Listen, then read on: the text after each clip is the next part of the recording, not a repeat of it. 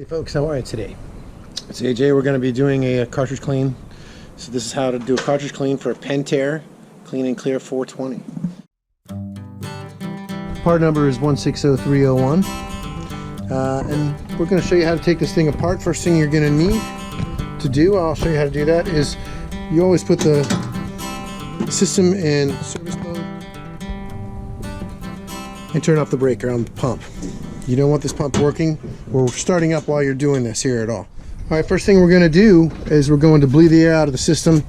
This valve here rotates counterclockwise. It allows the air to bleed out. Typically when it's under pressure, this shoots the water out. So we're going to let the air drain out of that so we can get this entire thing emptied out of water. It's a real mess otherwise. We have a 7/8 inch ratchet right here that's got a washer, a spring, and a washer. You don't want to lose those. I'm going to show you guys how to take that apart right now.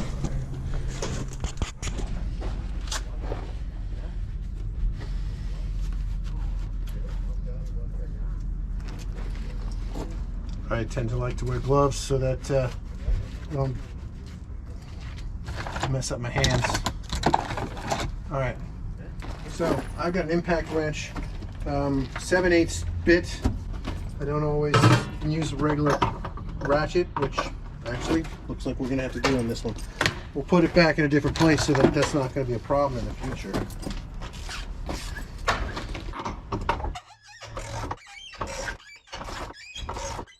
We'll put it on the other side and we put it back together so we can access it a little bit easier next time.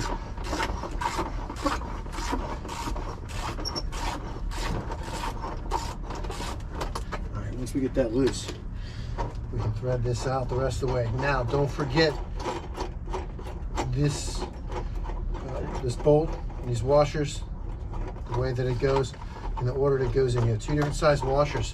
One washer's got a larger hole in the center. That one goes on first.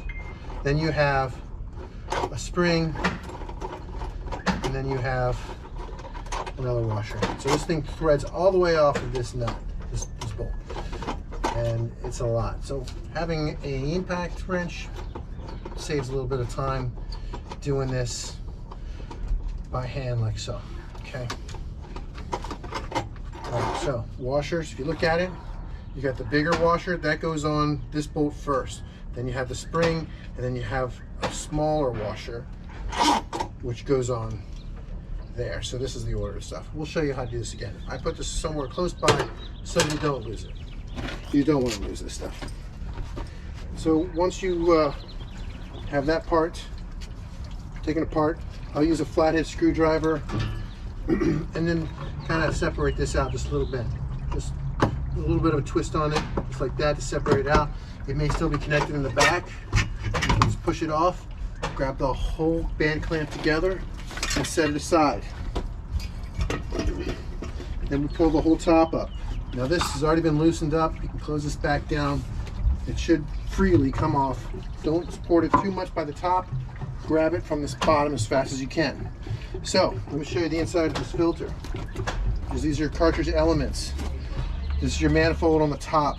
The water will come in through this part here and then filters out through this entire filter and then comes back out this way.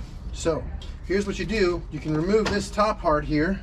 Now be careful of this here. This is your screen. Okay, you want to make sure that this screen goes on first. It gets cleaned off and it doesn't have any holes in it. Okay, if you have an in-floor cleaning system that has plastic gears in it, you don't want that to get gummed up, or you want any of the debris from this filter getting into that system because it will jam up your gears. So we'll hose this piece off a little bit later. Alrighty. And we'll put that back on, and then this is just your manifold. Once again, we're going to set this aside too.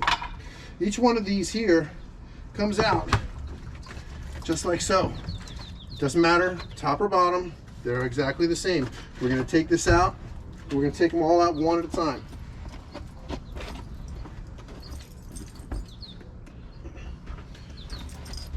See, cartridge cleans are pretty easy to do, but they need to be done quite a bit.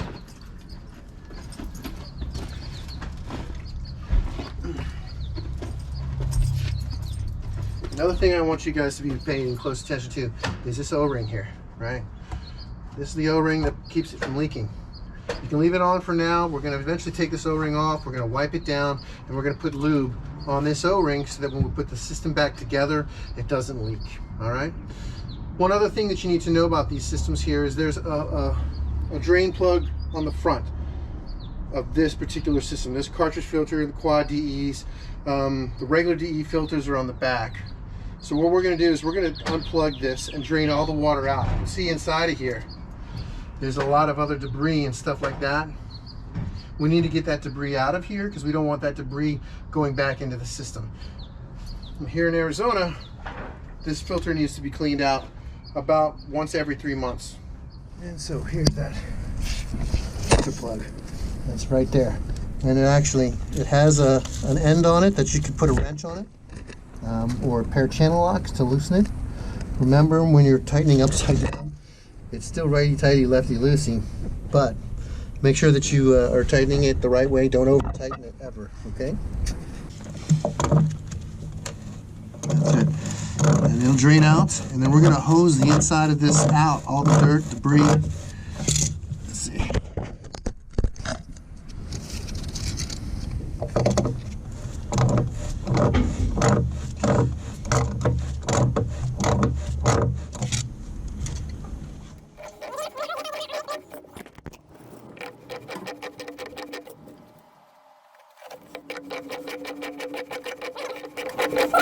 When we put it back on, we're going to put it back on by hand.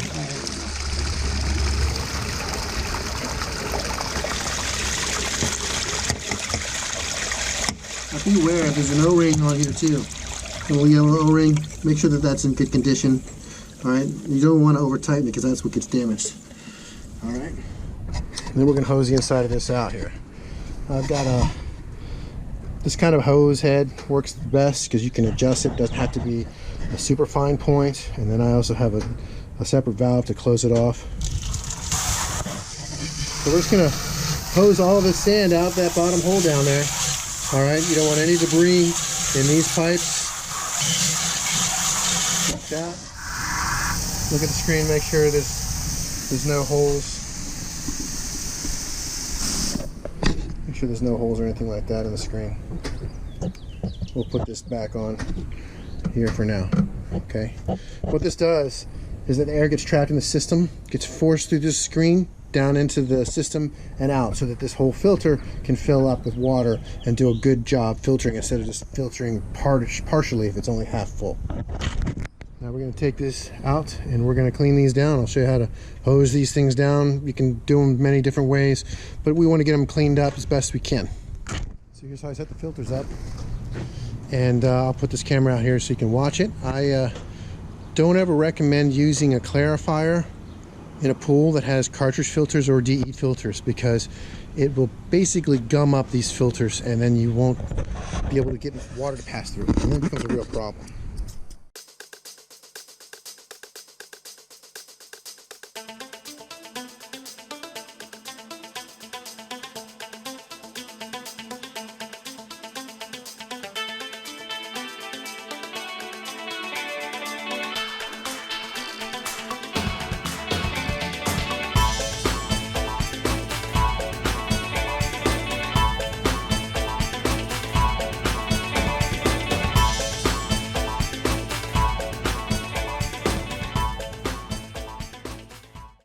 So when I'm cleaning these cartridges, I tend to do a couple things here. I will clean them a combination of side to side and then vertical, up and down, until we have everything running clear out the bottom.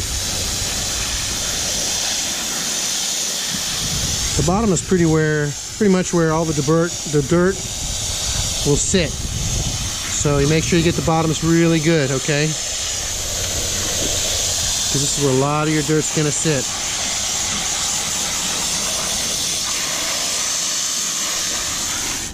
I don't recommend using a pressure washer. Just use a regular hose, nozzle hose that can give you a pretty good stream. Don't use a pressure washer. These are only paper cartridges. So if you use a pressure washer, you're liable to tear the paper, and your straps that hold them together will be damaged. So 2 things with cartridge filters: don't ever use pressure washer when cleaning them, and don't ever use a clarifier in the pool, because it will clog these filters up. You'll be cleaning them every other week. So it's 2 things that I've learned from doing pools for so many years. Okay, now we're going to put the clean cartridges back in the filter. They pretty much are pretty easy where they go. It's pretty self-explanatory. Each cartridge goes on each one of this the manifold where they sit. The ring goes right on there, and they sit there, and then we put the other type of manifold on top. So I'll show you how to do that right now.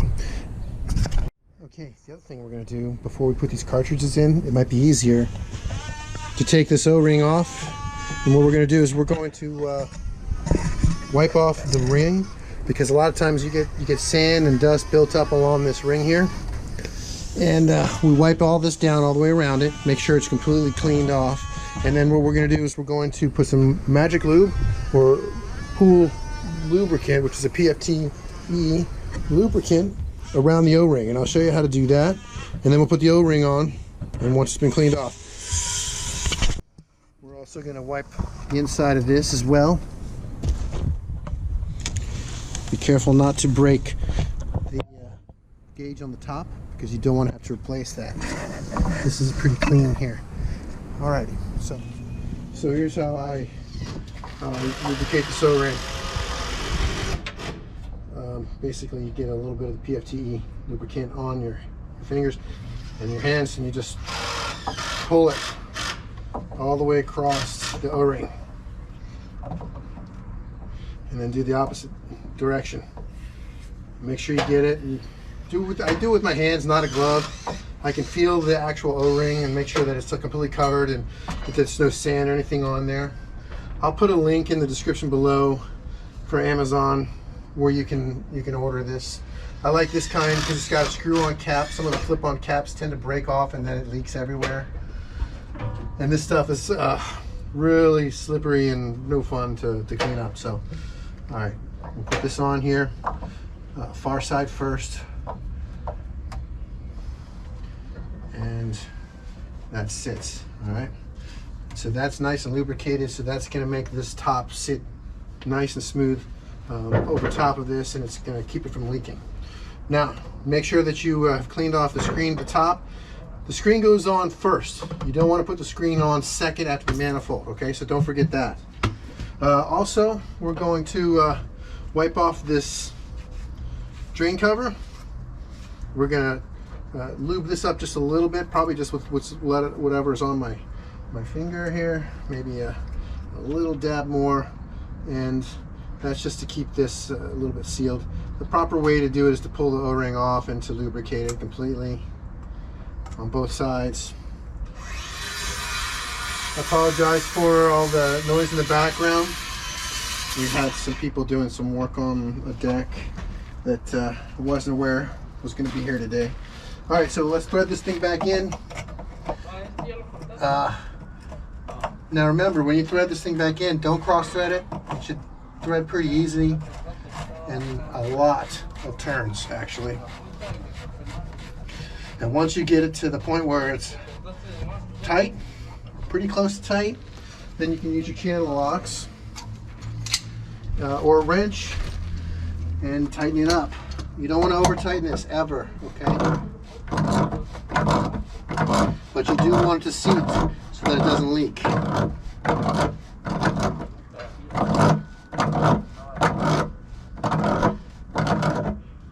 Alright, don't go too tight because you'll damage the O-ring.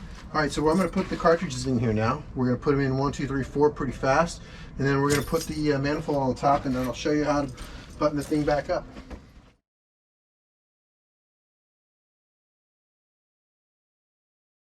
All right, so we got all 4 there. You got your spring on the cap on the top.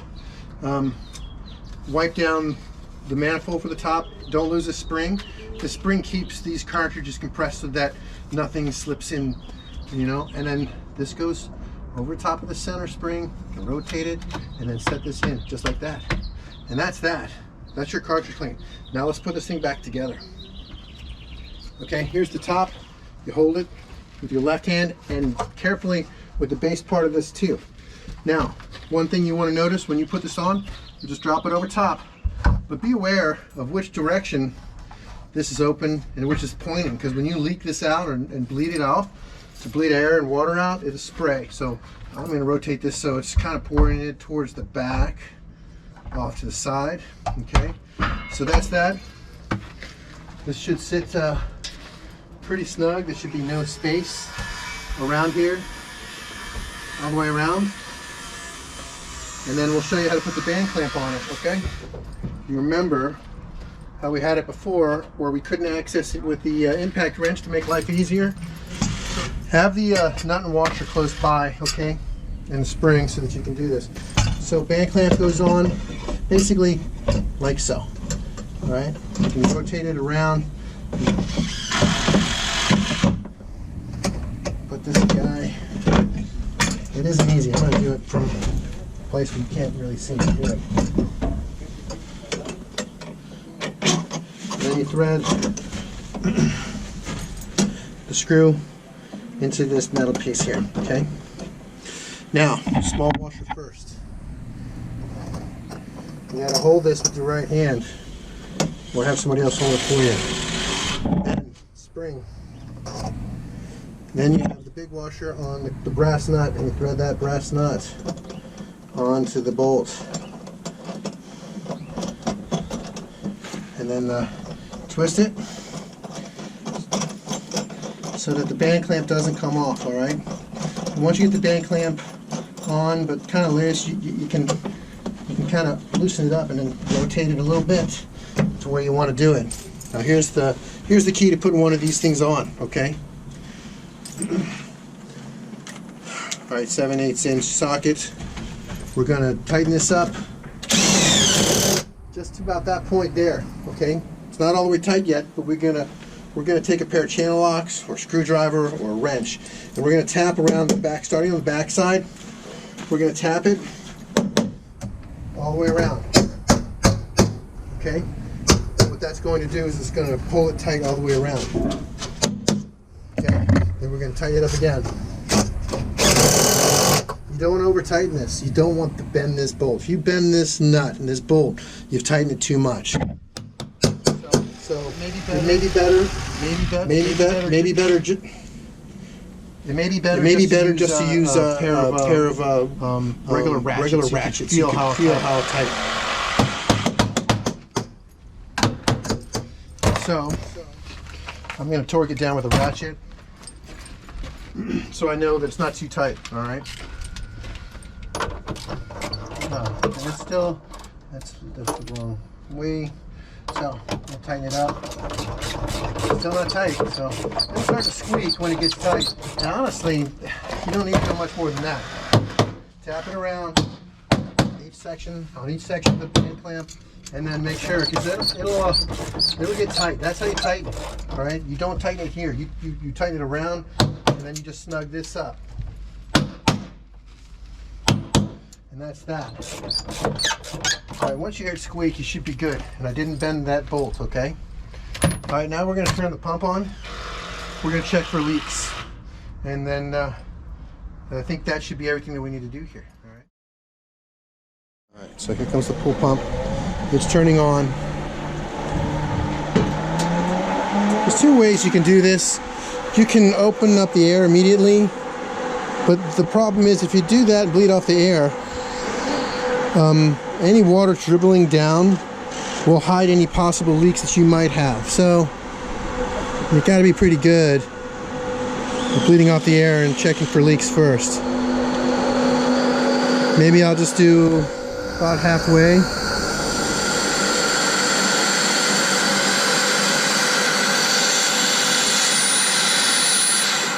Alright, so we're going to just let that much air out. Check for leaks around the side clamp, anywhere that you might see any water dripping, any water down there. Check the front. Make sure it's not dripping from the drain plug. Make sure you're not dripping from either one of these unions. You hear the air blowing through the system. It looks like it's cleaned out. Looks like we don't have any leaks. So I'm going to open this up the rest of the way.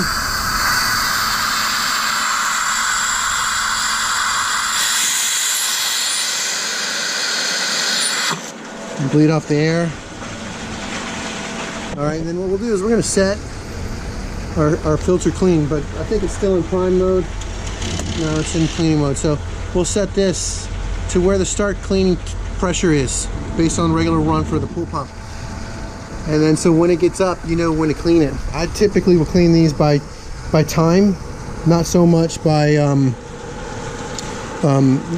pressure, because sometimes the pressure won't go up and you'll need to clean it.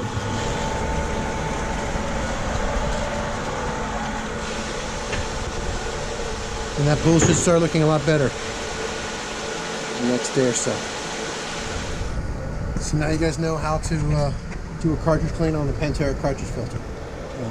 Pretty easy. Does take some time. Make sure you wear some shoes. You're going to get your feet wet.